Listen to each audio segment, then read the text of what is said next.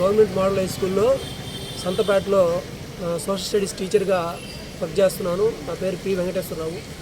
నేను గత 26 రోజులుగా కలెక్టర్ ఆఫీస్ ఎదురుగా నిరసన ధర్నా కార్యక్రమాన్ని చేసుకుంటూ ఉన్నాను.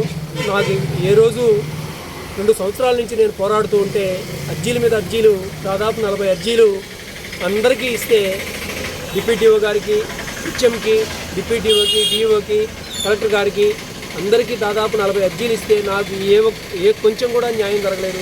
గత 16 ఏళ్లుగా నేను పిల్లల్ని పట్టించుకొని మా రక్తం పెట్టి మేము చదువు చెప్పాము. మమ్మల్ని మోసం చేసి, చీటింగ్ చేసి నడి రోడ్డు మీద మమ్మల్ని కొట్టించారు పిల్లకాయల చేత.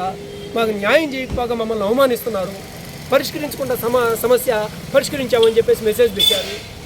16 ఏళ్లుగా మేము చేశారు. మాకు న్యాయం జరగకపోగా మమ్మల్ని ఇంకా అన్యాయం చేస్తున్నారు. ఏం చేయాలా? మేము ఎట్ట చేస్తే మీరు న్యాయం చేస్తారు? మీరే చెప్పండి సార్. కలెక్టర్ గారు మీరే చెప్పండి. మేము ఎట్ట చేస్తే మీరు న్యాయం చేస్తారు చెప్పండి. మేము అట్లాగే చేస్తాము. ధర్నా చేస్తే మేము మమ్మల్ని సస్పెండ్ చేస్తామని బెదిరిస్తున్నారు. శాంతియుతంగా ధర్నా చేసుకుంటున్నాను. నా ఈఎల్స్ పోగొట్టుకొని ధర్నా చేసుకుంటాము.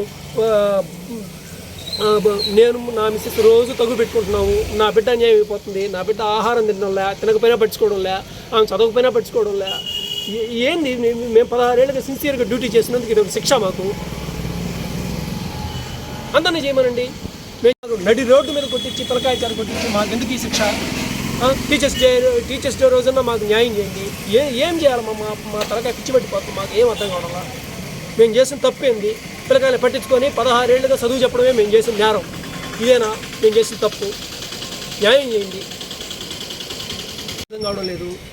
ఆఖరాకి మేము స్పందనలో ఆరోగ్య శాఖ మంత్రి సత్యకుమార్ యాదవ్ సార్కి, అలాగే మంత్రి నారాయణ సార్ గారికి, అలాగే ఎస్పీ గారికి, కలెక్టర్ గారికి మేము స్పందనలో, అది స్పెషల్ స్పందనలో అర్జీ ఇస్తే మేము ఇదే విధంగా 2 సంవత్సరాల నుంచి మేము అర్జీలు ఇస్తూ ఉంటే మా సమస్యకు పరిష్కారం చూపకపోగా మమ్మల్ని ఇండైరెక్ట్గా బెదిరిస్తున్నారు. రేపు టీచర్స్ చేయకుండా ఇదిగో పరిష్కరించేసాం పో అని చెప్పి మాకు ఈరోజు మెసేజ్ వచ్చింది. దీన్ని చూసి మేము నవ్వాలో ఏడవాలో మీరే చెప్పండి. మాకు చాలా బాధగా ఉంది. పరిష్కరించకుండా సమస్యని మేము పరిష్కరించేసాము అని నాకు మెసేజ్